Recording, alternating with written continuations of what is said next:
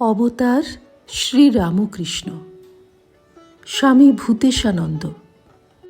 পত্রিকার ৩য় বর্ষ, প্রথম সংখ্যা, জুলাই ১৯৮৯। ভগবান আমাদের বুদ্ধির অগোচর, মনও তাঁকে ধারণা করতে পারে না। সুতরাং ঈশ্বর সর্বত্র থাকলেও দৈনন্দিন জীবনে আমাদের বিশেষ কাজে আসেন না। তাঁর বিপুল ঐশ্বর্য আর বিশাল বিভূতিকেও আমরা ধারণা করতে পারি না। তবে অবতার যখন মর্তভূমিতে অবতীর্ণ হন, তখন তার মধ্যে বিশেষ বিভূতি, ঐশ্বর্য ও গুণাবলী প্রকাশিত হয়ে ভক্তদের আকর্ষণ করে। বাস্তবিক সূর্যগ্রহণের সময় সূর্যের দিকে চেয়ে গ্রহণ দেখা বিপজ্জনক। সেই জন্য প্রতিবিম্বের ভিতর দিয়ে সূর্যগ্রহণ দেখতে হয়। ভগবান যদি সূর্য হন, তাহলে অবতার হলেন তাঁরই প্রতিবিম্ব। বলা বাহুল্য, প্রতিবিম্বিত সূর্য আর আসল সূর্য দুটি পৃথক নয়, একই বস্তু। আকাশে যা সূর্যরূপে দীপ্যমান, তাকেই প্রতিবিম্ব রূপে দৃষ্টিগোচর করা যায়। ভগবানও যখন মানুষ রূপে আসেন, তখন মানুষ তাঁকে ধরা ছোঁয়ার মধ্যে পায়। যে গুণগুলি আমরা ঈশ্বরের মধ্যে কল্পনা করি, অবতারের মধ্যে সেই সব গুণেরই পূর্ণ প্রকাশ দেখে তাঁকে আমরা ঈশ্বর বলে ধারণা করতে পারি। কিন্তু মুশকিল এই, যখন তিনি মানুষ হয়ে এসে মানুষের মতো লীলা করেন, তখন অল্পবুদ্ধি বিশিষ্ট আমরা তাঁকে সাধারণ মানুষের মতোই মনে করি।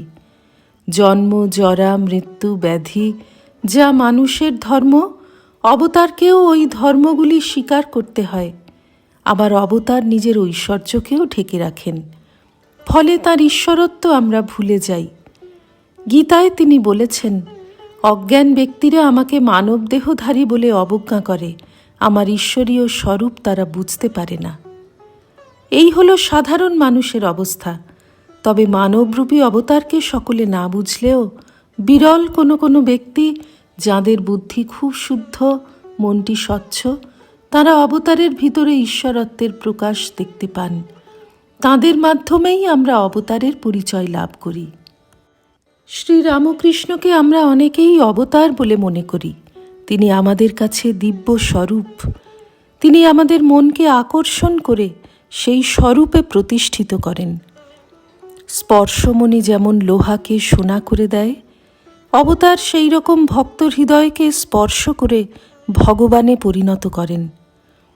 তিনি তাঁর স্বরূপকে যখন ভক্তর হৃদয়ে বিকশিত করেন, তখন ভক্তকে তাঁরই অন্য এক রূপ বলে মনে করতে হবে। এবং সেই সঙ্গে সাধারণ মানুষ যারা অবতারকে বুঝতে পারে না, তাদের কাছেও তিনি সহজবোধ্য হবেন। অবতার ২-৪ জনের জন্য নন, সকলের জন্যই আসেন।